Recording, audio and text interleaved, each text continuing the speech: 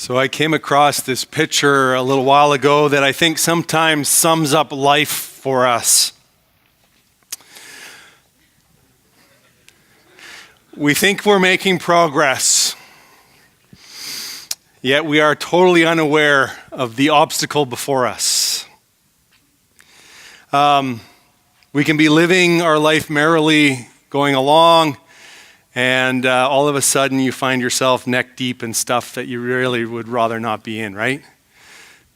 Life has its unexpected twists and turns. Life is unpredictable. And whether it's what we prayed for today with what happened in New Zealand, or whether it's what happened this week with one of our own, in Anita Beecroft passing away suddenly, where she goes into the hospital on a Thursday with pain and finds out all of a sudden she's full of cancer and she passes away a week later. Life is unpredictable. And it's because of that unpredictableness of life, we can often be led to a place of fear. Especially if we find ourselves going through a number of repeated circumstances that we have no control over, we can get to the place where all of a sudden we are fearful for a lot of things. Isn't that true? Interestingly, though, when we're born, it's almost like we don't have fear, and we have to be taught fear, right? Because as a parent, if you've been a parent, you know you got to teach your kid not to touch the fire. You got to teach your kid not to touch the hot pot on the stove. You got to teach your kid to step back from the edge when there's no railing. And so we almost go overboard sometimes teaching our kids to fear things, and then it seems the older we get to the place where we actually have to be taught to get past our fears.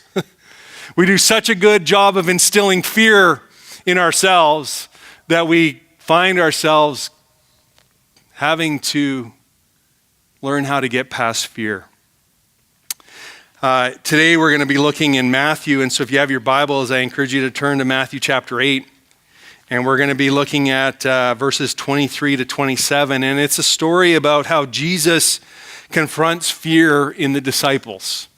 And I think there's a number of lessons we can learn today from this story, this experience the disciples had. So in verse 23, it says this, "Then he," and the he here is Jesus, "got into the boat and his disciples followed him." You have to jump back to verse 18 to understand what's going on, because in verse 18 it tells us that when Jesus saw the crowd around him, he gave orders to cross to the other side of the lake.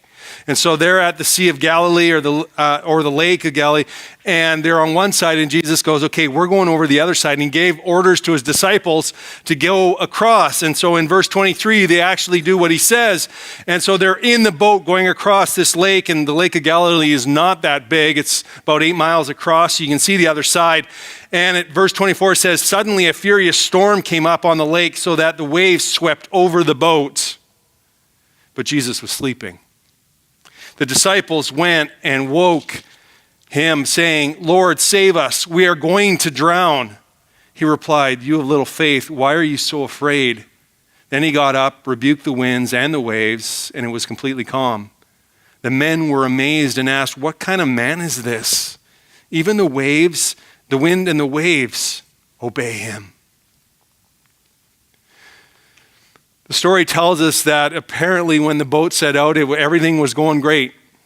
And all of a sudden, this storm comes out of nowhere. And it is such a ferocious storm that the waves are so high that they're coming over the sides of the boat.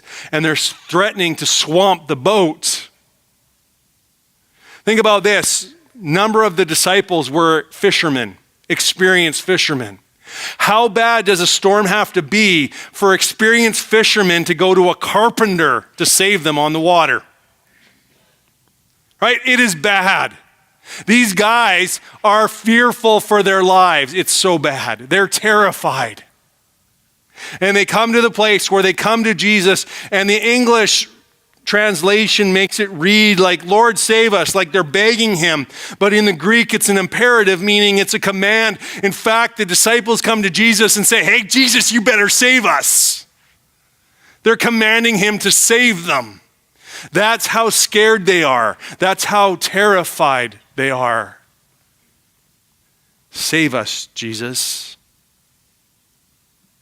Sometimes we find ourselves in situations like the disciples. Our life is out of control, so much so that there's only Jesus we can turn to. And we come to Jesus and say, okay, Jesus, save us. We can't get beyond this. We can't sort this out on our own strength. You need to save us. Fear is an interesting thing.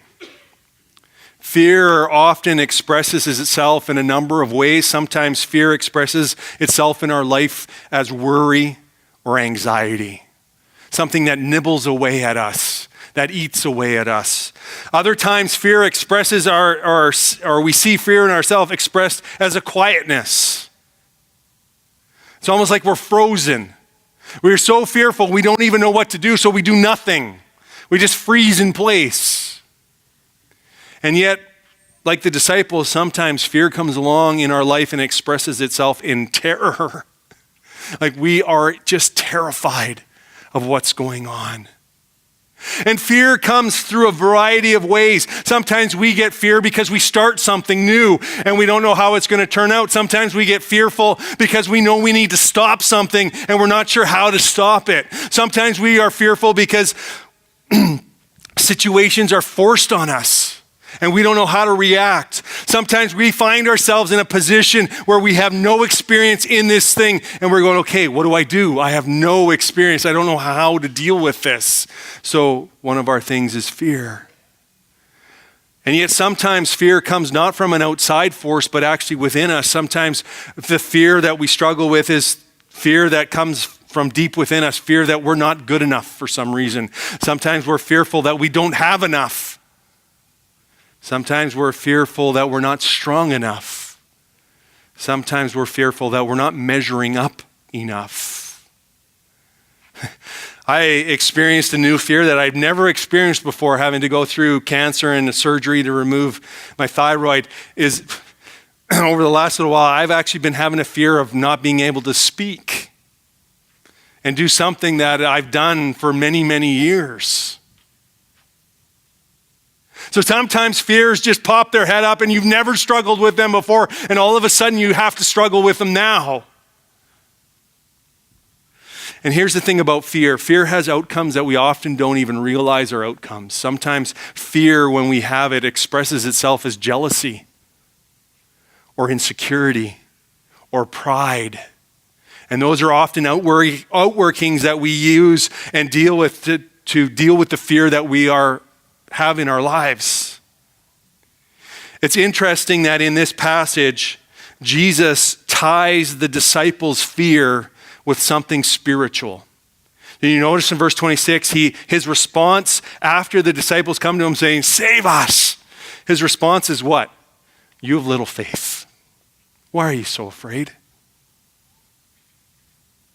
How many of you tie your fear to your faith or lack thereof? How many of you, when you're looking at the fears that you face in life, actually understand it, that there is a spiritual undergirding to the fear that you're struggling with? John Ortberg, a pastor and author, has written a little bit about this. And as I was thinking about this message, I looked at this and I added a few of these things to his list. But he came up with a list that said, signs that fear might be disrupting your faith, because that's what fear does. Fear will disrupt our faith. If we let fear reign in our lives, it will ultimately attack the faith that we want to have. And John Ortberg, in his list, says there are a number of things that we often don't even realize is happening in our life that actually ties back to fear sometimes. Not always, but often to fear. And so let me ask you these things if you are unaware, because sometimes we struggle with fear and we've been struggling with a fear so long that we don't even realize it's fear anymore. We just think that's how we normally operate. And so some of the things or some of the signs that fear is disrupting our faith is this. One, you have a loss of intimacy with God. If fear is running rampant in your life, chances are you will not be as intimate with God as you were before the fear was affecting you. Two, you have a loss of memory of what God has done in your life. Fear often causes in us amnesia to the things that God has done for us. When we live in fear, it is so easy to forget the acts that God has done in our life, the things where he has shown up and he's done stuff for us or provided for us or seen us through things. When we are in fear, we totally forget those things. And we focus on the fear in our life and we forget what God has already done for us. One of the other things that fear does when it shows up in our life means that we have a loss of joy. I love what John Ortberg says this: have you ever met a deeply joyful, chronically worried person? Let me say that. Have you ever met a deeply joyful, chronically worried person? The answer is no. Because joy and fear cannot coexist together. And so if you have no joy in your life, is it because you have fear in your life? Fear may disrupt your faith and evidence itself by you having a loss of your voice. And what I mean by that, not physically not being able to talk like potentially me, but actually when you find yourself in situations where you can speak about your faith with others, you're just quiet. You don't actually speak up because you're afraid. You don't share what God is doing or has done in your life. You lose your voice. Fear also manifests itself in our life sometimes and disrupts our faith by showing us that we have a loss of availability for God. Because when we live fearfully, one of the things we don't do is step out where God asks us to step out. And we don't step into those situations that God says, hey, step into this situation. Speak about your faith. Speak about me. Show people what it looks like to be a follower of Jesus. And we step back from that. One of the more common ones, though, is often a loss of sleep.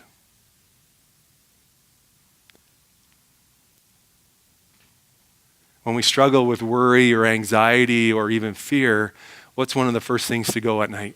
Is sleep, right? And yet you have this amazing picture of this storm going on and the disciples come and Jesus, you're sleeping, wake up. How can you sleep in this situation? How can you actually stay asleep? We're going to die. Notice that what makes us afraid doesn't necessarily make Jesus afraid. And why is that? I think in part it's because Jesus actually understands what it means to have faith. So what is faith? Jesus accuses the disciples of having a little faith, not a lot of faith, just a little faith. What is faith then? When you read the scriptures, you soon realize that faith is made up of two components. And you can't have faith the way the Bible describes it without both these things: trust and obedience.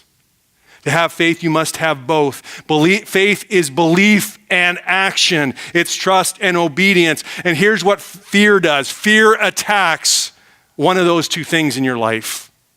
Fear will attack either your trust or your obedience, thereby minimizing your faith. And so when you look at this passage and you see when Jesus says, you have little faith, meaning you don't have the faith you should have, what is he pointing out? Was the fear attacking their trust, or was the fear attacking their obedience? It was attacking their trust because they were obedient. Jesus says, hey, let's go in the boat. They got in the boat. They're going across the lake. There was nothing wrong with their obedience, but it was their trust that had some issues with it. If they had had no faith whatsoever, they wouldn't have even gotten the boat, I don't think.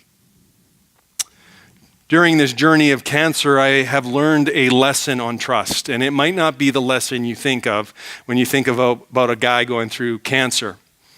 One of the side effects of having your thyroid removed is that you have to be on medication for the rest of your life. And as I realized that coming up to the surgery, I had talked to a couple of people who have gone through the same thing. And I said, okay, so how do you handle the medication? And they said, well, because the medication interacts with dairy and a number of other things, you got to take it on an empty stomach and you got to wait before you eat and that kind of thing. So a lot of people, they get up early in the morning. And so I said, okay, I'll wake up at like 6, take my pill, and then go back to sleep, and then wake up and have breakfast after that. And that was great. So about a month in, I'm in our staff kitchen and talking to John, our children's director, and he's asking me about how things are going. And I say, yeah, this is part of my routine of my life now. I've got to wake up at 6 every morning and take a pill, and then I go back to sleep. And he goes, so do you like set your alarm for that? And I go, no, I just wake up. He goes, wow, that's impressive. 2 days later, I wake up to take my pill and I look at my clock and it is not 6 o'clock. It is now 7 o'clock in the morning. And all of a sudden, that little conversation I had with John starts playing in my mind. And that night when I'm getting ready for bed, because this is how I did before, okay, Brent, just wake up at 6. That's what I told myself, and I'd wake up at 6. But now I have some doubt in my mind. I'm sitting there going, okay, it didn't work last night. Okay, Brent, wake up at 6. So I just lie down, go to sleep. Here's what happened. I woke up like 3 times that night. Like at 12:30, at 3, at 5, and I checked my clock. Is it 6? No. Going down, see. I did this for like 4 or 5 days until I had this brilliant idea one night as I was sitting there. And as I was worried about not waking up at 6 at the proper time, I went, Brent, you idiot. You have an alarm clock. Why don't you just set it for 6 o'clock? Guess what? That night, did I ever sleep soundly? Slept all the way through the night. My alarm went off. I woke up, took my pills, went back to sleep again. It's amazing when we can put our trust in something. The peace of mind you get when I took the trust off myself and put it in my alarm clock to wake up at 6 in the morning. I slept like baby. And I've slept well since.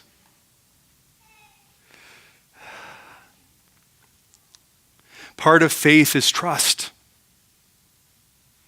And part of understanding the Christian faith requires that you understand that when it comes to trust, and when we're talking about the Christian faith, it means putting our trust in Jesus.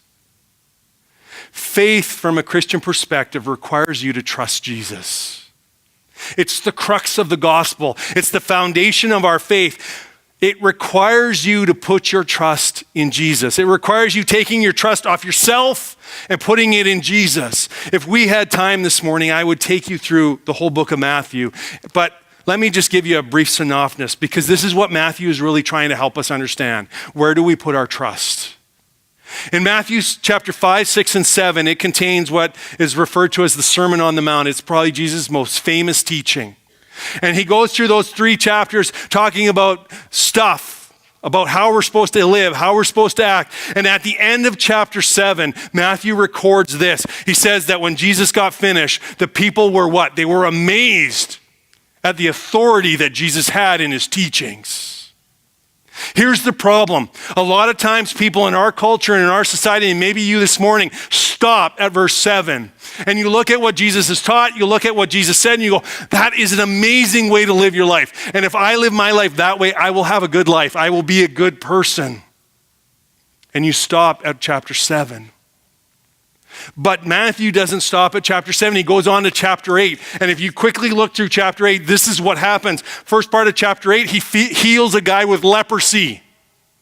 Jesus comes along and heals a guy for leprosy. And for a Jew, that was huge, because leprosy was this huge sign and the stigma of being unclean. And Jesus comes along and makes him clean. And then Jesus goes on to heal the servant of a centurion, and then the mother-in-law of Peter, and shows that he has the authority over sickness, and he doesn't even have to be there. He heals the servant of the centurion, and he's not even in the vicinity. And then you get to this story, and it shows that Jesus has the power over nature. And then if you continue on to the next thing that Matthew tells us, it shows that Jesus has the power over the spiritual realm by casting out demons. And then you get into chapter 9 and you find out that Jesus actually has the power over death. What is Matthew doing here? We do not put our trust in Jesus just because he was a good teacher. We put our trust in Jesus because he was God. We don't put our trust in Jesus just because he could draw a large crowd and he could say wise things, even though he could. We put our trust in Jesus because he was God. We put our trust in Jesus because he has authority over sickness, authority over nature, authority over demons, authority over even death. That is why we trust Jesus. And that is what Matthew is trying to help us understand in this story and in his gospel. We trust Jesus because he is God. We put our trust in Jesus because he's worthy of our trust. And yet here's the sad reality that many of us face. Some of you put more trust in your alarm clock than you do Jesus.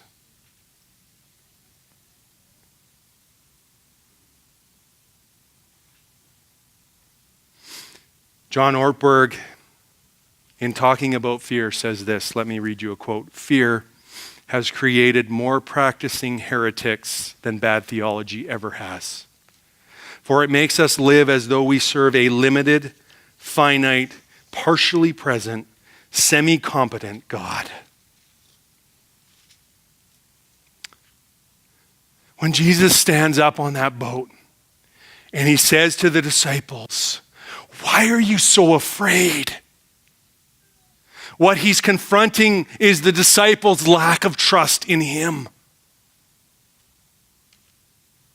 He's confronting that lack of trust. And it's the same question I think Jesus asked each and every one of us today. Why are you so afraid? What stops you from fully trusting in me? What stops you? Is it because you don't actually believe I can act on your behalf? Is it because you don't believe I actually have the power to do the things that you want me to do? Is it because you don't actually believe I can control the weather? I mean, think about this. Think about what happens in this story. And if you've ever taken a simple physics class, you learn some of these things. What Jesus did in this instance defies physics. Like you read that, and at first I read it and I went, oh, that's great. He stopped the winds. And so the winds stop and then it all gets calm. But that's not what it says. It says Jesus rebuked the winds and the waves and it was completely calm. Anyone who's taken physics has done the experiment where you drop the rock in a you have this big bin of water, you drop the rock in and you watch the waves, right? And what happens?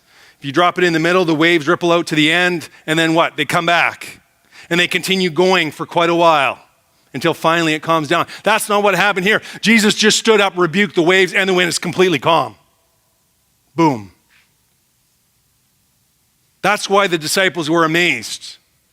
And that's why Jesus calls them to trust him. Our amazement of what Jesus does in our life and our amazement of what Jesus did in the Gospels should cause us to trust him. But so often we don't. So often we choose to trust ourselves. And this morning, if that is what you are wrestling with, if that is what is driving the fear that you struggle with, is this lack of trust in Jesus, let me just give you one verse.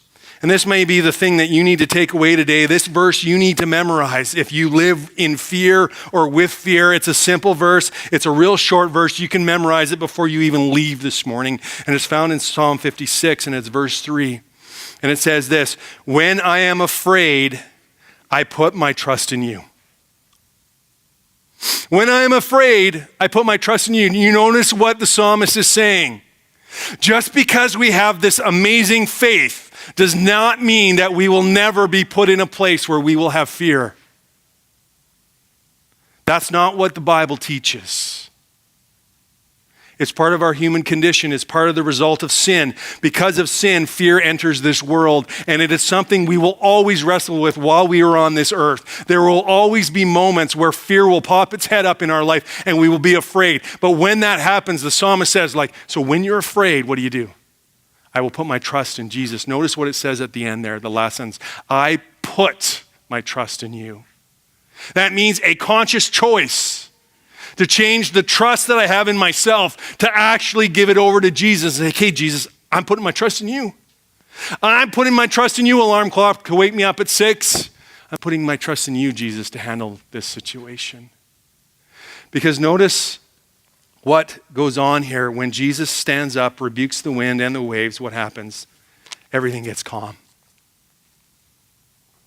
So Jesus doesn't come along and promise us that we will never face fear, but what he does promise us is that when we put our trust in him, he will calm our souls when we face the storms of life. He will give us the confidence during the crisis. He will allow us to go through that with our faith intact. So what do you fear?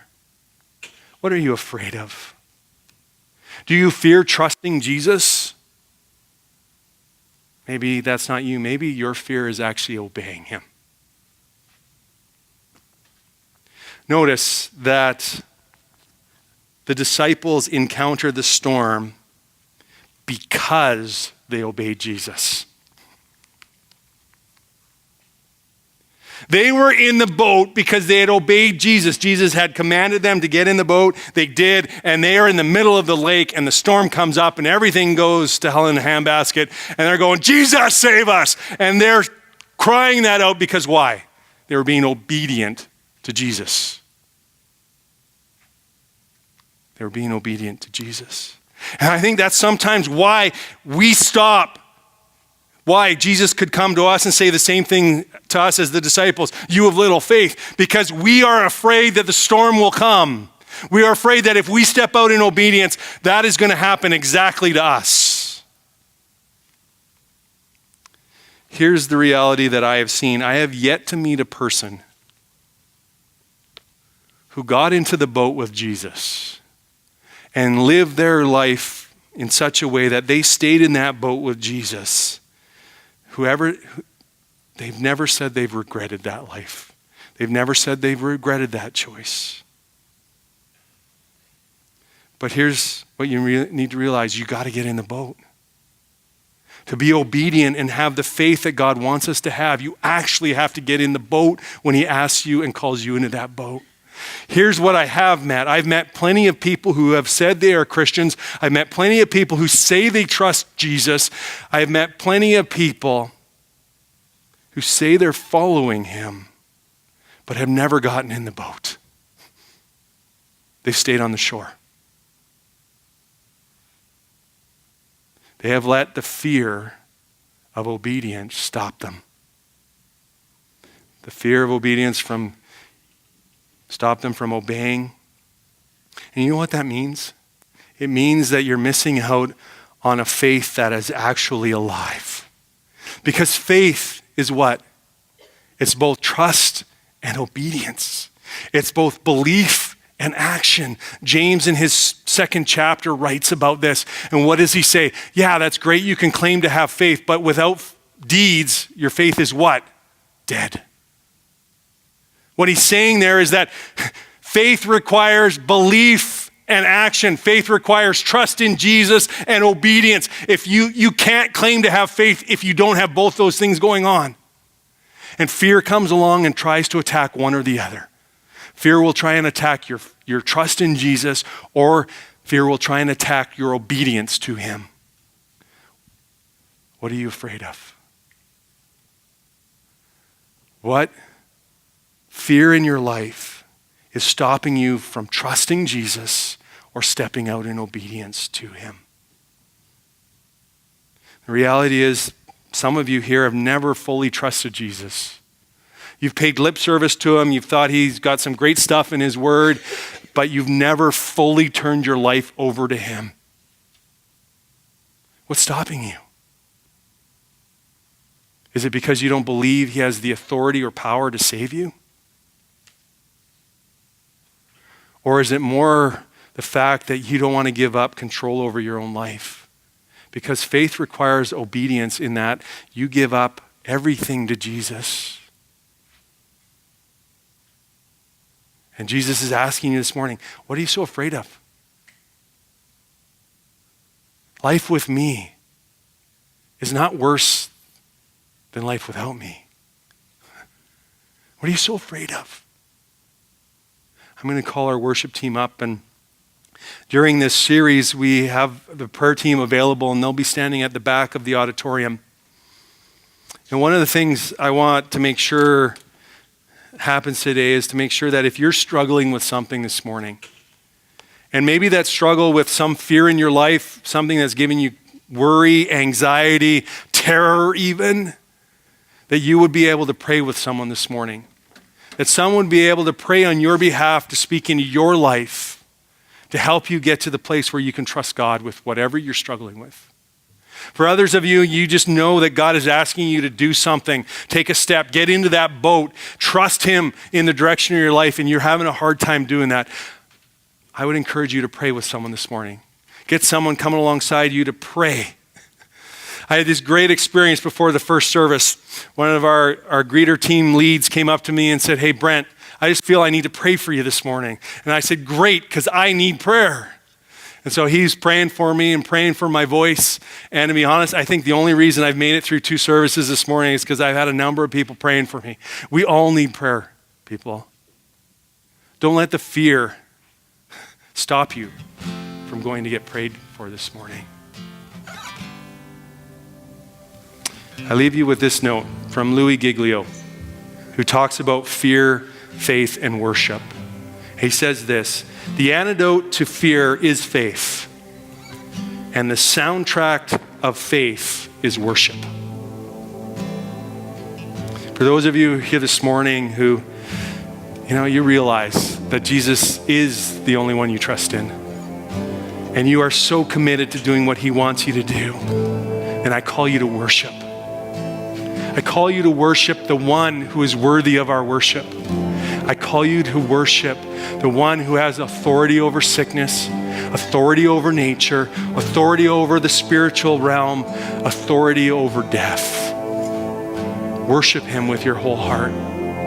Get into that boat and never look back. Will you stand with me as I pray for us? Dear Heavenly Father, I just thank you for this morning. I thank you for this word. I thank you for this question that is so important for us to be able to answer. Lord, you ask each and every one of us, what are we afraid of? Lord, may our answer be nothing, because we trust in you. And Lord, may our answer be, when I'm afraid, I will place my trust in you.